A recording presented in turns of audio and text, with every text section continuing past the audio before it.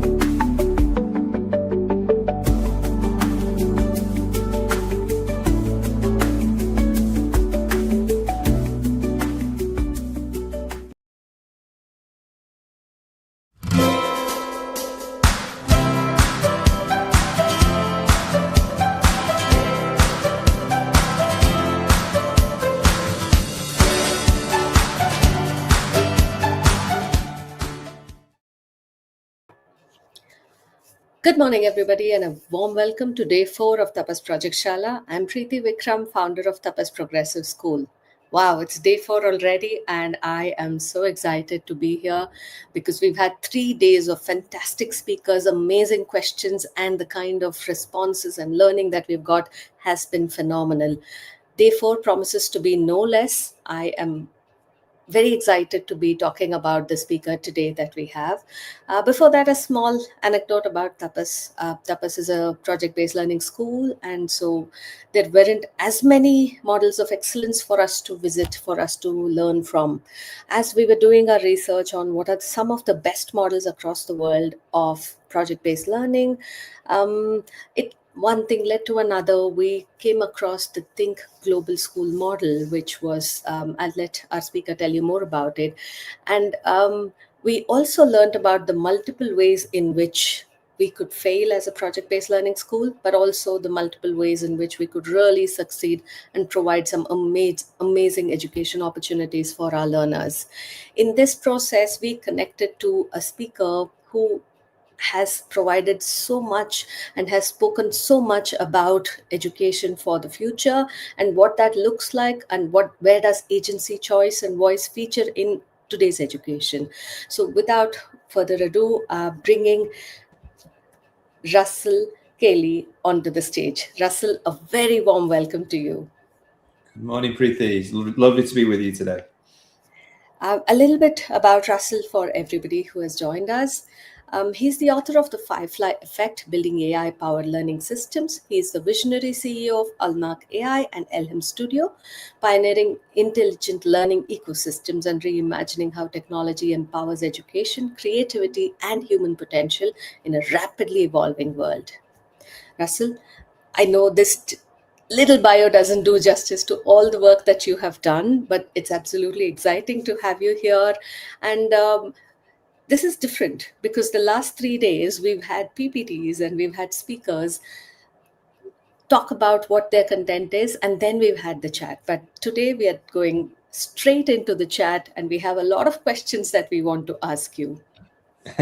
Looking forward to it. Great. We'll start with a slightly tough one, which is if schools were designed for an industrial age that no longer exists, why are we still trying to fix them instead of letting the current school system go? Yes, well, big question to kick us off. And it's great to be with you, Preeti. And obviously, congratulations on the event and everything Tapas is doing. A little bit about me, which I think leads into my I guess, response on this question. I began my education journey. Obviously, well, we all begin an education journey when we're about 4 or 5 years old. You know, we've all shared, I'd imagine on this stream, literally everyone has experienced the classroom. So we all have skin in the game when it comes to education. You know, I've never necessarily been in a courtroom or a high-level accounting meeting, but I've been in a classroom. So most of us have an opinion on education, and I became fascinated about giving back. I was from Manchester, inner city, and I wanted to give back to students like me. Manchester in the 90s was, let's just call it, an interesting place. So there was a lot of challenges, socially, culturally. And to be honest, when I trained to be a teacher, a lot of the conversations we're having now were never there. They just simply, you went to a classroom, you taught the given curriculum, the kids worked towards a set of exams, and then everyone kind of went home, and then a new batch came in. And I think it's all happened so quick that we're even talking about project-based learning, experiential learning.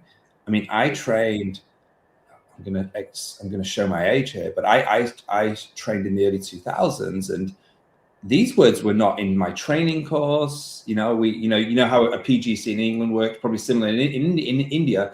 There's school time and then there's lecture hall time. I don't remember any of these terms being in the lecture hall at all. It was simply, it was one mode of learning. So when I was part of Think Global School and we embarked on what we all now know as project-based learning, 2013-ish, it was a huge change. We at the time, we had a leadership that really wanted to go in this direction. And I was lucky enough as an educator and then dean, and then later director principal. But in the early days, I was able to go on this ride with them as we embarked on project-based learning. And I think, you know, we've known each other a long time, and I think I've told you this story. We really had no allies. We were really by ourselves. And there was kind of high tech high in San Diego. We'd heard they were doing kind of stuff. Green School was beginning to emerge, but there was little else doing what we would say alternative education. So I think we can't just scrap the old model. I think we're not there yet. And I think where I've landed as someone as someone who's designed pretty radical systems, is there is some good in it. I don't think we need to necessarily gut the whole system. You know, if I go to the core of work in very traditional schools in India, and as I was telling your team, I mean, I've spent two years of my life in India. You know, so I've been in India a long time. I've spent 2 years there in various cities, lived mainly in Mumbai, and they were great. If you go to the most traditional school in India, in the UK, they're going to be doing good things. So I don't think. And I think we'd lose a lot of hearts and minds if we just said, let's kill and gut the existing system. So I think what we have to do is work together. But then I think the traditional system has to be a lot more accommodating and a lot more open to some of the things probably you have spoken about over the last 4 days, which right now they haven't been. It's been fairly much a brick wall of resistance. And what happens is schools like the ones we build at Elham, probably like we're building at Tapas, ends up having to dilute to try and kind of do a dance with the traditional system. It needs to be one way. And I think the change we need, rather than gutting completely the old system, is actually the old system and the new system doing what I call a dance, and that dance has to be 2 ways. And right now it's only one way. And I think that's where the problem, some of the resistance and the frustration is sneaking in. You spoke about the Think Global School, how you started as the dean and then you went on to become the principal. Maybe tell us a little bit more about what Think Global School did and your experience with it. Yeah, of course. So I was sat in a staff room in Manchester, England, like I said, around 2010, 11. And over the course of a day, 3 people who didn't know each other and had no relationship with each other put a job in front of me and said, you should be perfect. You're perfect for this job. And I remember thinking, they want me out of here, or they genuinely think that I would be good at this job. Anyway, I explored it, went on the most bananas recruitment journey you could imagine. which took me to Germany, to Thailand, and then with my mother with tears in her eyes saying this is a scam, this isn't real. I took a plane to Argentina and began a 12-13 journey of building Think Global School. It was initially an IB school, very good IB school, but it just wasn't a good fit. And I'm not throwing any shade on the IB. It just wasn't a good fit for us. So we moved then to a more US model, which allowed us more freedom. And we began, it had various iterations, but where it is currently, and I've been gone now about 3 or 4 years, so I'm speaking, looking in the rear mirror. It goes to 4 countries every year. The idea is it gels with culture, faith, language, literature, the people, most importantly. So that was kind of my journey for 12 years. I was kind of a nomadic teacher and then leader. I then took over around 2017-ish, became director, and had a wonderful journey. And then I think it was 2012, the Pioneer Group awarded it the most innovative alternative education system in the world. So it was a crazy journey from beginning, really, with a dream and a group of people trying to make a difference, to 10 years fast forward, and it was a system that was winning global awards. And at the part of my departure, that was a nice way to kind of put a full stop on that journey. So it was nuts. And I've as I'm sure we're talking about it. The book has a lot of stories about me traveling the world and really trying to find the humanity in the world.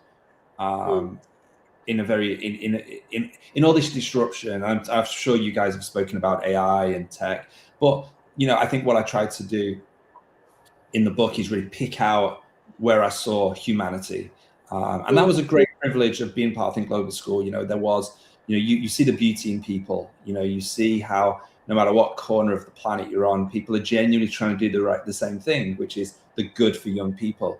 And that was always consistent, whether I was in Peru or India or New Zealand. Absolutely. And that's brilliant. I mean, to have led a nomadic life and to have experienced humanity, I'm sure there's some amazing learning there. I see the trend in India, especially in Bangalore, where we are located.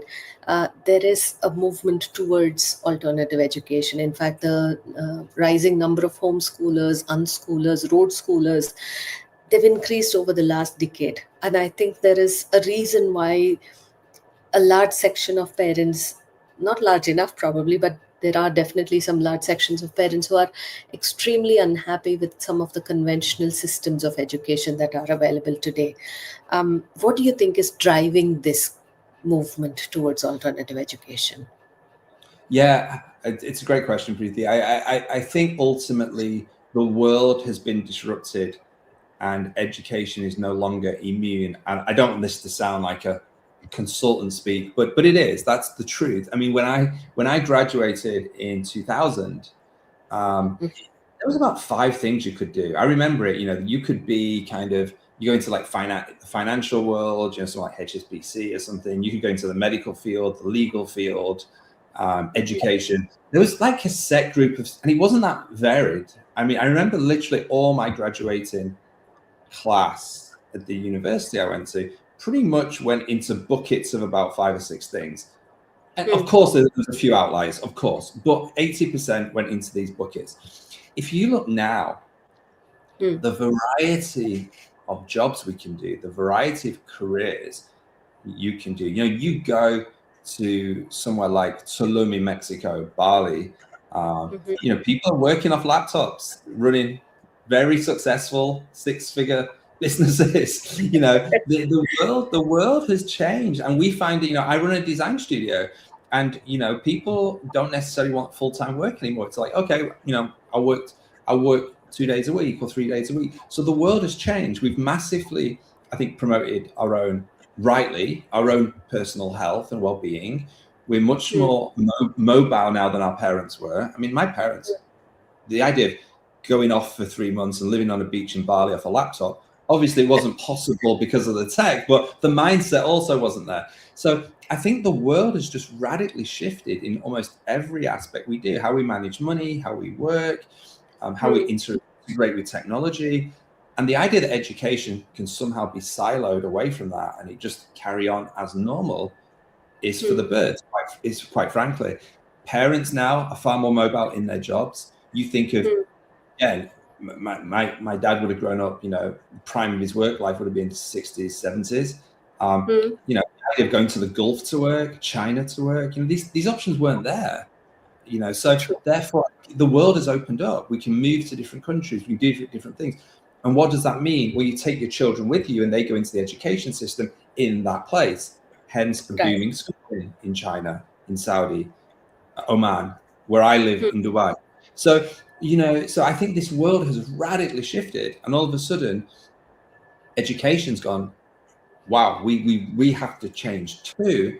And it's having a hard time. But what's happened, I think, is the parents have overtaken the rate of change in education, and then the parents are voting with their feet. Well, why with the schools we have today, why can't my child just stay at home and be part of a learning community, and then we'll do the bulk of education at home?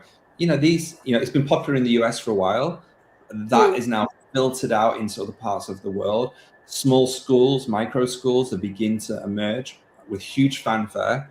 So therefore, the system that was you just went to the nearest school, which probably you and I had the experience of, is so much more radically different now. It's fundamentally changed, and we have to acknowledge that, or we just going to sink further into crisis. I feel. I love what you said in terms of how the world has moved on, but education has just stayed where we are. And I think one of the reasons I see in the Indian education landscape is the size of schools. We have thousands of students in some of these schools, and I think the size of it is it's prohibitive to make those changes and make those quickly. I think possibly there's some. Is that one of the reasons why micro schools are popping up? Because it's more agile, it allows for change quickly. Absolutely. So I'll give you a story. When I was in my school in the UK, we wanted to change exam boards. I'll always remember it. We wanted to move from one of the big players in England, and what was becoming quite popular at the time, I don't know if it still is, was the Welsh board. And I remember conversations going on for months about would we change exam boards? And it was finally green lighted. A year later, maybe 18 months, we decided we had officially shifted. It was like shifting the Titanic. It was crazy. It took 2 years for this to happen. So again, the tech, I own an AI studio. The speed of which we design, the speed of which we move, the speed of which my engineers will pivot a fundamental aspect of our business plan is mind-boggling. And again, if schools, this is how, and a lot of my engineers are not from the world of education. So the mindset is, and I really love the way that a friend told me this recently, you grieve very quickly. You don't grieve for long, over bad products or a bad business decision. You might grieve for a few hours and then you pivot. Whereas education, I just feel we mull over things for far too long. We committee things for months. And I did a series of talks last year called Designing with Courage, and one of my core arguments was my frustration with the reimagination movement. And that's why I like you've called your event, transform your education. We have to transform, we have to build, we have to design. We've redesigned for so long, and I really feel that word has been kind of a safety blanket, because if you redesign, it's quite comfortable. You don't really have to do it. We can just kind of redesign and post it on LinkedIn, But when you build, you go with courage, because it might go wrong. And usually in education, there's a lot of bumps in the road, and it's never perfect, and that's okay. That's okay. So I think people are voting with their feet. I think you're right. I think people are looking for alternative pathways. And I think the slowness of education, again, you're absolutely right, has given fuel to these micro community schools, which I think are only going to grow. I think we've only scratched the surface of this. I think these community schools, micro schools, I really think this is gonna boom. I think big schooling is in big trouble, because people will go if they have to, but as soon as a choice sneaks in for the parents or the child themselves, they will usually vote with their feet. Yeah. And right now, a lot of these schools have got, thousands on the roster, but it's largely because it's the only option they've got. And I think the micro school movement is gonna really boom in the next 10 years. I think it's gonna be huge. Yeah, and I look forward to it. Of course, being at the forefront of that, I think I'm looking forward to that and waiting for it to happen with bated breath.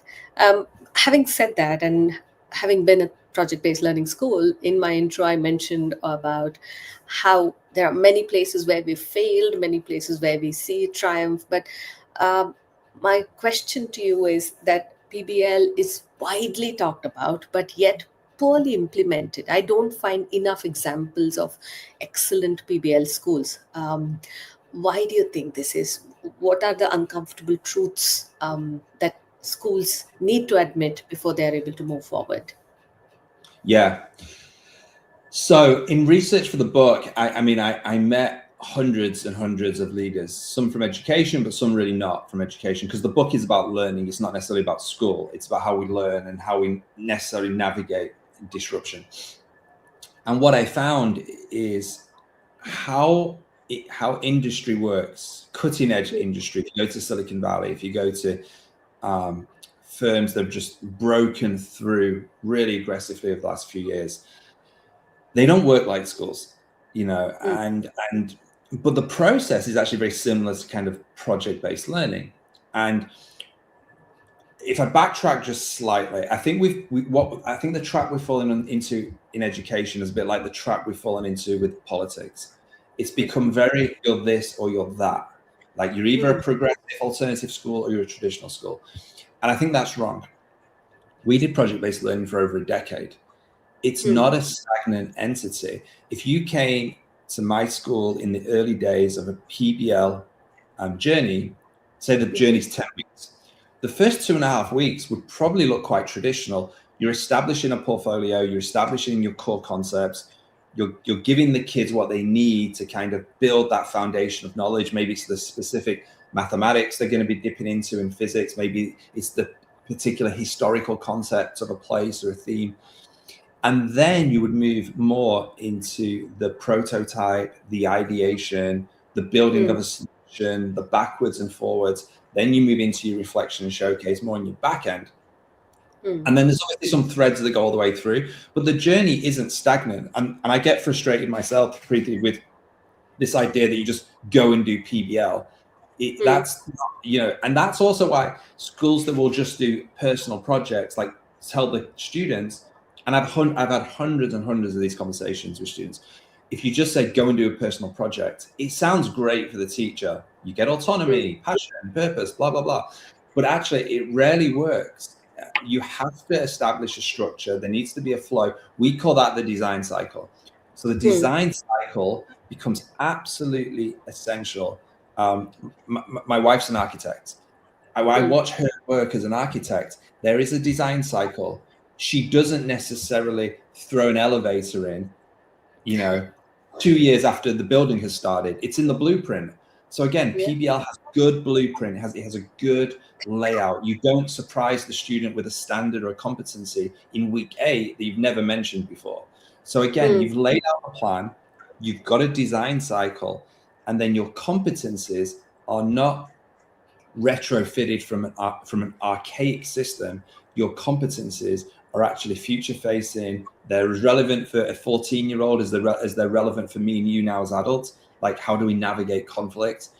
How do we ethically work with technology?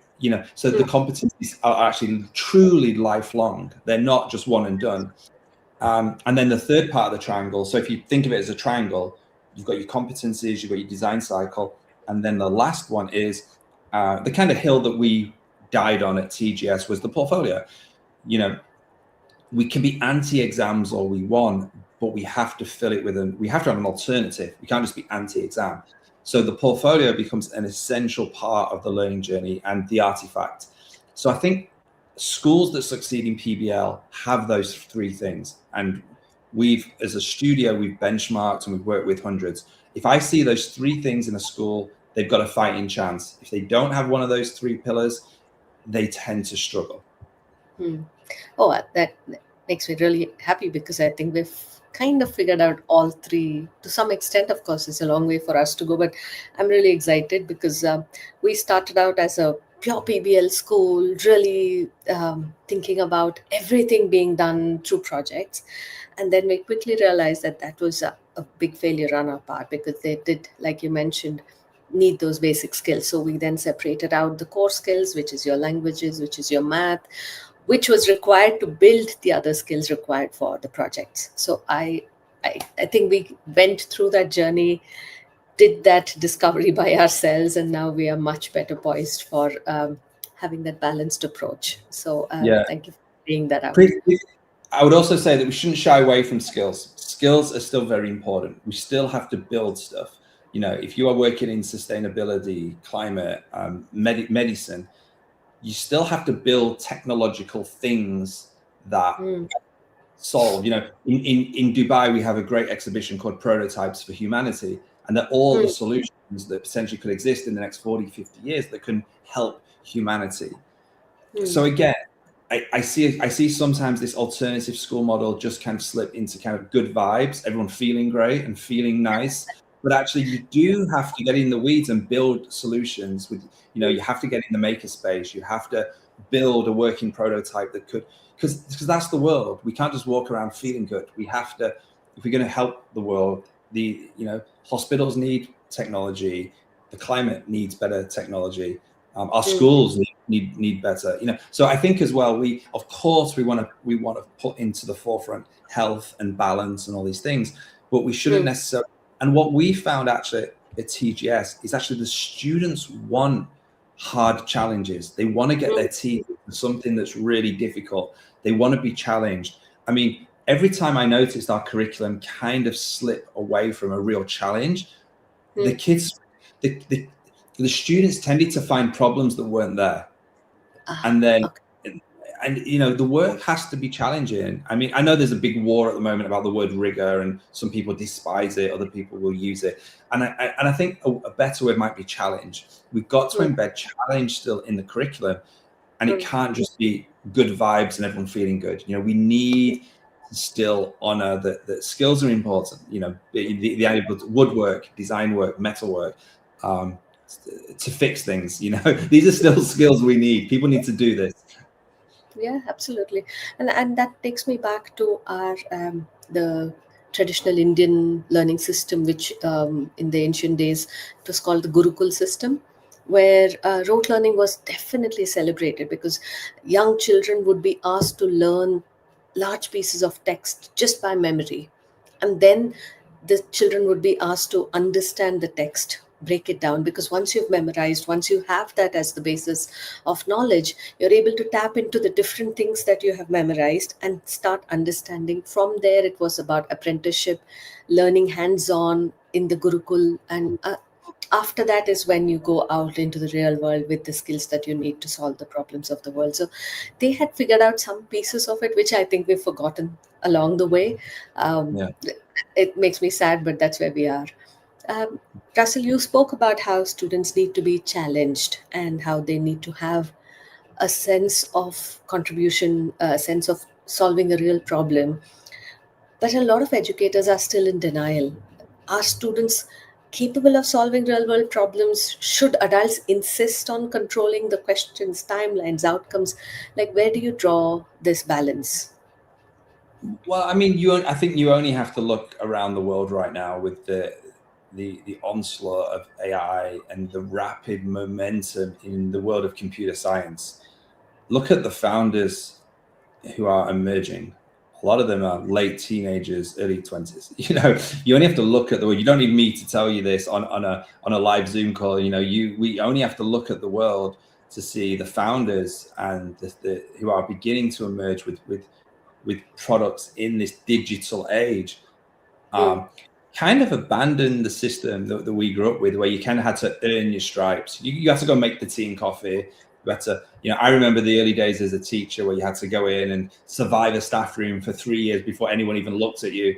And I yeah. think the world's changed. I mean, these young founders who have been given multi-million dollar pre and post seed funding, I don't think they care too much about the system that we hold dear, to be quite frank. I think they're just going off and building things, and people tend to like it or don't like it. If they like it, they make a lot of money and move forward. They don't like it, they usually pivot very quick into something else. So I think it's, again, the world has changed. Of course, experience is a great thing. So there are things, as a 46-year-old now, that I would hate to lose, which I've only gathered with experience.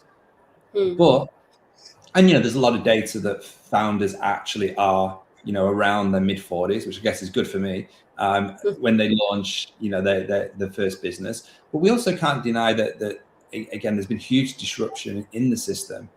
And young people, there's a lot of doors open for them now that wasn't open for our generation. And I see it every day. I mean, I see it here in Dubai, and things that are funded and things that are backed usually have founders that are very young and very dynamic. And that's just the way it is at the moment.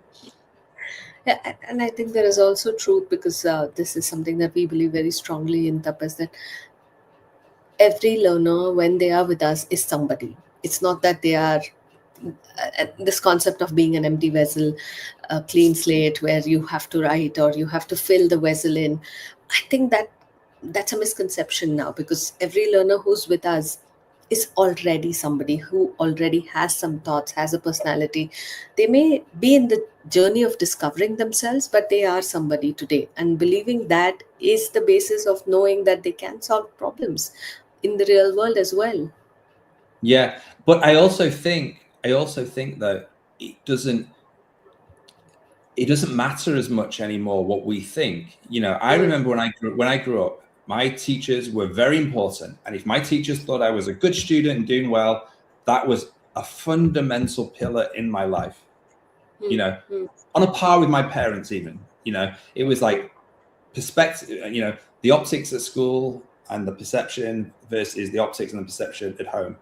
Now that's so different now. I mean, there are online communities, extracurricular courses that a lot of the students will do, that will sign up for away from school. Students are tending now to join communities and programs in addition to school, which adds a huge variety to their own portfolio, their own skill set. So I think that we keep marching forward, going,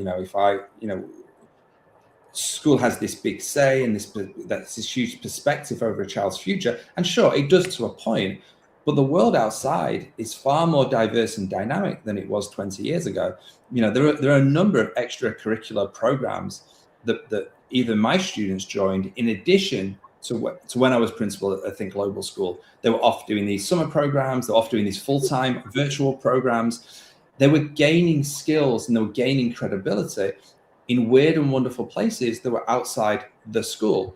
Yeah. So again, not that they didn't care what their teachers thought. Obviously they did, but like I said, the ecosystem is far more dynamic now than what we were used to. Yes. And I think that does have an impact. I think it does change the outcome. There was a lot of students, when I was at Think Global School, we had thousands and thousands of applicants from India, thousands. Wow. And I know those students would then engage, in addition to Think Global School, into different extracurricular programs, which they did in the evening, online, or they did over summers or off term. So they were gathering skills, they were gathering credibility, they were gathering insights for their portfolio from many different sources. Yeah. And I think that continues to grow on one hand, but I also see that assessments continue to dominate learning decisions. Like, what would education look like if assessments today changed? Well, assessments is driving, I think, most of the problems, if we're honest. And I think, we say there's no silver bullet for education. We say this is so hard to solve, but actually we then rarely address the elephant in the room, which is assessment. And again, in the research I've done and the hundreds, if not thousands, of teachers and leaders I've spoken to in education, assessment is, what wags the tail. That's ultimately the problem. If you are aiming toward the British system, If you have those GCSEs and A-level, it's really hard to sell the idea of an innovative, alternative, progressive school when you know at 14 or 15, you've got to start gearing those students for GCSEs. Then for straight away, you've got to gear them for A-levels. And if the results aren't good, whose head's on the block? It's yours as the teachers. Yeah, goodbye. Sorry, your results suck. Off you go. So, we have to face reality that schools that are dominated by exam results in terms of their whole identity, it's a tough sell, and I do get it, but we've got to start somewhere. And that's when I did my TED talk out in Shanghai, I really stressed the idea of the first chess move. You're not going to change the system completely overnight. It's not going to happen. One move is not going to change the system. But what I encouraged in that talk was, okay, you're dominated by assessments that are not going to change. They're one and done at the end of either a 3 or 4 year cycle of learning. What can we do on the ground to begin the change? What's a realistic change you can make? So it could be to introduce the idea of a portfolio at some level. It could be to introduce a design cycle process more aggressively than it currently exists. And Preeti, I talk about in the book the disruptors, and I talk about people who worked on the edges. So I often say in the talks I give around the world, does your audience know the similarity or the thread between a Frappuccino, a fillet fish in McDonald's, and the Sony PlayStation? And no one ever knows it.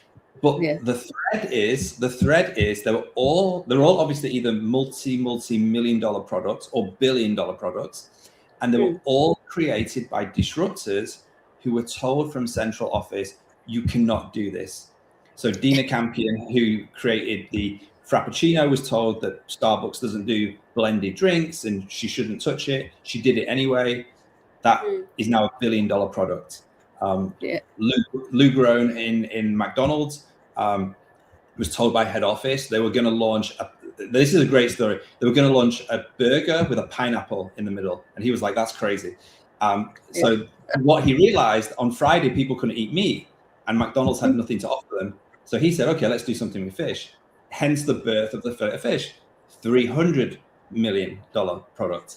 And then the PlayStation, the guy who created that actually again defied central office, and PlayStation is multi-billion dollar products. So what I say in the book, I use case studies like that and say, okay, don't go in tomorrow and get yourself fired, but disrupting around the fringe and the edges is how most of the stuff we have today came into existence. Steve, most of us will be watching this on an Apple computer. Steve Jobs wasn't a guy who played by the rules. He completely disrupted the system. So most of the stuff we engage with on a daily basis was created by disruptors.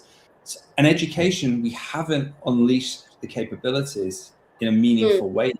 So I would say if you're at school, don't get yourself fired, but remember, as long as that assessment dominates, it's going to be very difficult to change anything. So what can we do? What are the little first chess moves we can make to begin just to do little changes in the system, to add a little bit of agency here, a little bit of purpose, passion projects here and there. So that would be my advice. Just try and do something that disrupts, however small.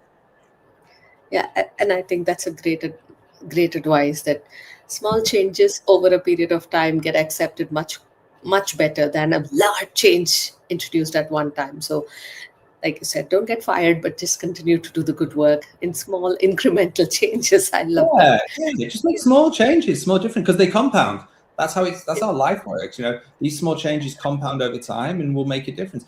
And like I said, this was a big part of the book. This idea of researching people who just refused to accept no, but did it within the realms of not getting fired. They still stayed polite and respectful, but they began just to push the edges. They began to, innovate on the fringe, on the frontier. And like I said, the evidence is very clear. Most of the things we use today were created by exactly those people. Yeah. But the problem that I struggle with is most educators, most parents recognize that. They know that innovation comes at the cost of normalcy, at the cost of what they know already. Innovation comes at the fringes of society, right? They know this, and they want to be innovative, but they struggle with the loss of control. They struggle with letting go of what they already know. So, um, what's the biggest barrier to make these meaningful changes? I mean, leadership. You have to feel supported by your leader. I think ultimately you can. Um, I think leadership has to be. So I try and ground this fireside chat we're having in real world examples. I don't like talking fluffy things. So we work with a school in Dubai right now who wanted to make a change towards AI, but obviously they wanted to take incremental steps. So what we've launched is an AI sandbox for Okay. students between 5, 6, and 7. And this is only in science and social science. And it's not all or nothing. It's, again, putting AI supporting in very specific areas of those 2 areas of the curriculum. And then we kind of are judging at every step. Okay, was that better to be human, or was that really good that AI was involved there and the students got something out of it? And we're assessing it all the time. Imagine like a heat map. Was this human? Was this AI? And then did it kind of benefit? So these incubators, and I just did a talk. I was at the Sharjah Summit of Innovation last weekend, and we had a whole panel on sandboxes. And I know this is a big move in the UAE. The idea, and I like it. I've got to admit, I think this is a tangible way, not perfect, but it's a tangible way of moving from A to B, which is a lot of what my studio does with schools around the world. We help them move from A to B. So if you can put something in an incubator, a subject that maybe that's struggling, maybe the kids are kind of not paying much attention to. So if you can incubate, sandbox an idea, have leadership back it, support it, know it's going to be not perfect for the first 6 months, it's going to be ups and downs, then what we've seen with the school we're working with in Dubai is we're now into month 8. Yes, we had a few ups and downs in the early part, but the students are now beginning to excel and really get their head around, no, this is a human task. This is an AI task. This is a hybrid task. And it's beautiful to watch that these young people are beginning to navigate, because I know what we're going to do in education, because we always do this. Let's just ban it. We did it with internet. We're doing it with phones. We're going to do it with AI. We know what we're going to do. And then in 10 years, we'll forget it, because now when I was a student, we banned, do you remember the days? Don't Google it. Or if this is cut and paste on the internet, we'll be out. We've largely forgot about that now. So things, it's AI is there. It's good. So it's, how do we coexist? How do we teach good use? Because, and I studied a lot of this in my university days. I actually studied healthy eating as one of my core areas, and it was really interesting. We studied hundreds and hundreds of papers, schools trying to insert healthy eating into schools, and the research is fascinating. The more the schools did, the more people revolted. Parents came with burgers and passed them over the gate. Students smuggled in chocolate bars. Oh my God. They binged when they got home, because it was just a ban, and there was often no context given to why it was happening. So what I'm saying, the world is, again, with AI, and the world is changing rapidly. And the way we're taking this forward with this school in Dubai is we are going to educate the students on good use, and we're going to frame it human, hybrid, robot, or AI, and begin having the students navigate that use and understanding and reflecting, why did I use that? What did I get out of it? Was this the right use case? And it's, like I said, it's working beautifully. Yeah, I think the one thing that AI can't do is reflection as well as a human being, and that's what you're building into the students at this point. That thinking about how they've thought about this product and how they've gone from just using AI or a hybrid model. So that's fantastic. I believe I have time for one last question, Russell, and this has to do with what's the purpose of education? What do we want our learners to get out of school education? So when they are about 16 or 18 years old, um, if a child graduates school perfectly obedient, risk averse, and dependent on instructions, would that be a success of education, or what is it that we want for our learners? I don't know. This is where I've landed at the moment. I'm not sure. I've struggled with this question for the last few months, especially in light with technology. And I think it's something we're going to have to grapple with for the next few years. Why are we sending people to these boxes, having an adult talk at them endlessly, when basically all the information is now not just online, but you can interact with AI and it can give you the information. I mean, some of the breakthroughs we've had in our lab right now. I mean, we're building modules in 3 minutes that I would say are on a par with a human. They used to take us 3 months, and they're better. And it's fully interactive. The AI is there to coach you through. So therefore, is school now a social endeavor? Is it to teach you public speaking? Is it teach you to be a human being? Is it to teach you empathy, how to listen, how to receive feedback, how to give feedback, all these things? I think yes, and I think it's there also to help us navigate challenge and work together, teaming solutions and that. But I think fundamentally, in so many schools, so this is a dream I have, and this is the fairy tale I tell myself. But I've got to say that when I walk into most schools, it's still an adult in the front barking instructions at young people, and I think that I think that if we keep down that road, I think we're in big trouble, because I think, like, if we do full circle of this conversation, what's going to happen? It's already happening. My friends here in Dubai, they're already pulling their kids out of schools, homeschooling them through AI tools, and then they're part of community projects, gardening projects, beach projects, sport projects, which are purposefully built for what they're intended to do. So if I want to get my child fit, they're part of a sports community project. They do that for a few hours every week. Science community hub on the beach doing coral. Yeah, so I think that people are already picking and choosing with their feet, and they're already leaving. So I think if we're barking orders at people from the front of a room, and they don't want to be in that room, and we're all, I talk a lot about the idea of kayfabe in the book. I don't know if you know, this is a term from professional wrestling, where if you go to watch wrestling, everyone knows it's a show and it's fake, but we all go along with it, and they call it kayfabe. That's the word for it. And I believe if we keep going along with this performance, this kayfabe, we are in huge trouble. However, if we wake up and begin to insert some of these truly human skills, and then this prototype and design challenge element, make kids care about what they're doing and what the results are, then I think we've got a fighting chance. But we've got a lot of work to do. We've got a lot of work to do. I agree. And I think if we continue the same road, like you said, teachers in front of the classroom barking information, instructions, it's a glorified childcare, nothing more. It's just childcare. It's nothing more. And we need to change.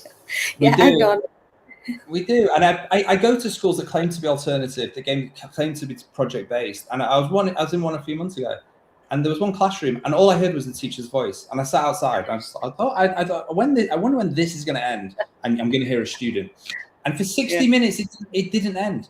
And we've got, so we can put the bumper stickers and the marketing all around our schools about passion and purpose and project-based learning. But ultimately, you are going to get found out by the parents if you promise them something and then you don't deliver it. If you are a PBL school, if you do give students agency, I think you have an obligation to do it. You can't just talk for endless hours at these people and they get nothing out of it. So I think the marketing is also troubling for me. I think a lot of school marketing has overtaken the reality of what schools do. And I think if I was a leader tomorrow, I would fix that, because I think it's bordering on disingenuous, what some of the stuff I'm seeing, and it does trouble me that. Yeah. That's all the time we have. In the 45 minutes just flew by, and I have two invitations that I'm going to end this session with. One invitation is for the audience to definitely pick up The Firefly Effect. It's a brilliant book that Russell has authored. I think there's stories of hope in that we should all carry forward. The second invitation is for you, Russell, to visit Tapas whenever you can, because I think I would love to hear from you where we are, and maybe some kind of validation from what you've seen around the globe and seeing that happening at Tapas. Love to. Thank you so much for this session. I know we pulled you away from a family gathering, so thank you and apologies for that. No, don't looking apologize. looking forward to lots and lots more conversations around this. It has been fantastic talking to you for these 45 minutes. So, for the audience who have joined us, I would invite you to join us continue for the next session as well, which is at 11:30. That is the grand finale of Tapas Project Shala, where we will have student moderators, heads of institutions, homeschoolers. It's a huge panel, and I'm really excited to have that as the final session of the entire Tapas Project Shala. So this has been fantastic. Continue on, hit the bell icon so that you are notified about when we go live next, and we will see you soon. Russell, thank you again. Pleasure. Thank you so much, Preeti. Bye bye.